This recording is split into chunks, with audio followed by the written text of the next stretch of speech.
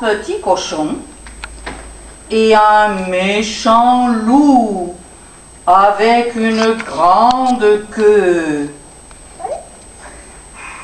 Les 3 petits cochons vivaient à la ferme, mais ils voulaient avoir chacun une maison. Alors, ils se séparèrent. Le premier petit cochon rencontra un homme chargé d'une botte de paille. « Voulez-vous me vendre votre paille ?» dit le petit cochon. « D'accord, dit l'homme. » Alors, le petit cochon acheta la paille et commença à construire une maison tout en paille. Les murs étaient en paille, le toit était en paille, la fenêtre était en paille et la porte était en paille. Le petit cochon, bien au chaud dans sa maison, pensait qu'il n'y avait pas de maison plus jolie que la sienne. Le deuxième petit cochon rencontra une femme chargée d'un fagot de branches. « Voulez-vous me vendre vos branches ?» dit le petit cochon. « D'accord, dit la dame. » Le petit cochon acheta les branches et se mit à construire sa maison tout en branches. Les murs étaient en branches, le toit était en branches, la fenêtre était en branches et la porte était en branches.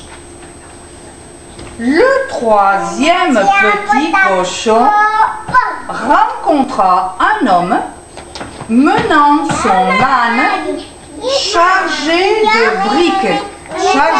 briques. « Voulez-vous me vendre vos briques ?» dit le petit cochon au monsieur.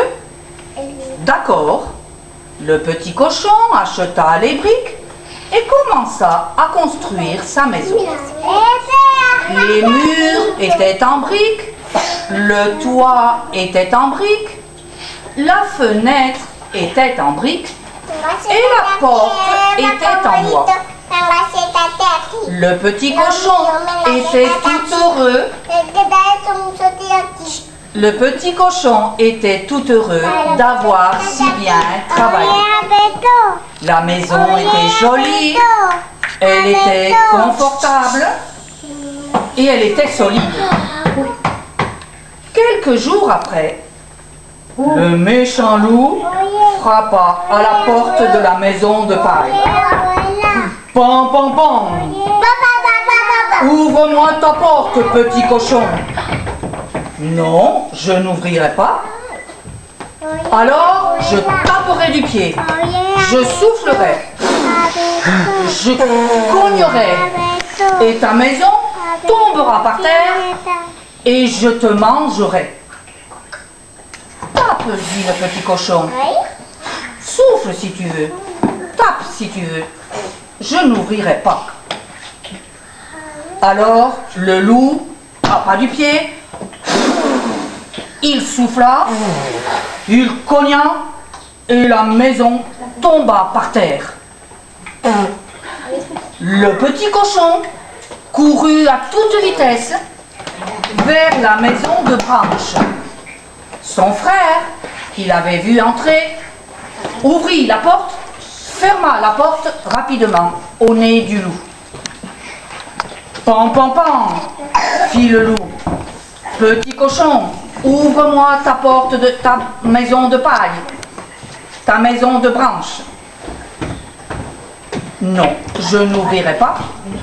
Alors je taperai du pied, je soufflerai, je cognerai, et ta maison tombera par terre, et je vous mangerai tous les deux.